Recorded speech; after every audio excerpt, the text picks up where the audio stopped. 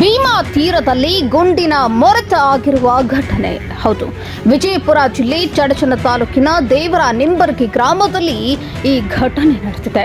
ದೇವರ ನಿಂಬರ್ಗಿ ಗ್ರಾಮ ಪಂಚಾಯಿತಿ ಅಧ್ಯಕ್ಷ ಹಾಗೂ ರೌಡಿ ಶೀಟರ್ ಭೀಮನಗೌಡ್ ಬೀರಾದರ ಮೇಲೆ ಫೈರಿಂಗ್ ನಡೆದಿದೆ. 3 ಸುತ್ತು ಗುಂಡು ಹಾರಿಸಿ ದುಷ್ಕರ್ಮಿಗಳು ಪರಾರಿಯಾಗಿದ್ದಾರೆ. ತಲೆ ಹಾಗೂ ಎದೆಗೆ ಗುಂಡುಗಳು ತಗುಲಿವೆ. ಇನ್ನು ಹಳೆ ವೈಷಮ್ಯದ ಹಿನ್ನೆಲೆ ಈ ಕೃತ್ಯ ಆಗಿದೆ ಎಂದು ಶಂಕಿಸಲಾಗಿದೆ.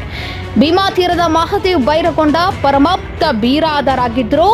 3 ರಿಂದ 4 ಜನ ಮುಸುಕುದಾರಿಗಳಿಂದ ಕೃತ್ಯ ನಡೆಸಿದ್ದು, ಗುಂಡು ಹಾರಿಸಿದ ಬಳಿಕ ದುಷ್ಕರ್ಮಿಗಳು ಎಸ್ಕೇಪ್ ಆಗಿದ್ದಾರೆ. ದೇವರ ನಿಂಬರ್ಗಿ ಗ್ರಾಮದ ಕಟಿಂಗ್ ಶಾಪ್ನಲ್ಲಿ ಕಟಿಂಗ್ ಮಾಡಿಸಿಕೊಳ್ಳಲು ಭೀಮನಗೌಡ ಬೀರಾದರ್ ಬಂದಿದ್ರು. ಈ ವೇಳೆ ಕಟಿಂಗ್ ಮಾಡುವವನ ಕಣ್ಣಿಗೆ ಕಾರದ ಪುಡಿ ಎರಚಿ ಕೃತ್ಯ ಮಾಡಿದ್ದಾರೆ. ವಿಜಯಪುರದ ಸರ್ಕಾರಿ ಆಸ್ಪತ್ರೆಗೆ ಭೀಮನಗೌಡ ದೇಹ ರವಾನೆಯನ್ನ ಮಾಡಿದ್ದಾರೆ. ಚಡಚಣ ಪೊಲೀಸ್ ಠಾಣೆ ವ್ಯಾಪ್ತಿಯಲ್ಲಿ ಈ ಒಂದು ಘಟನೆ ಸಂಭವಿಸಿದೆ.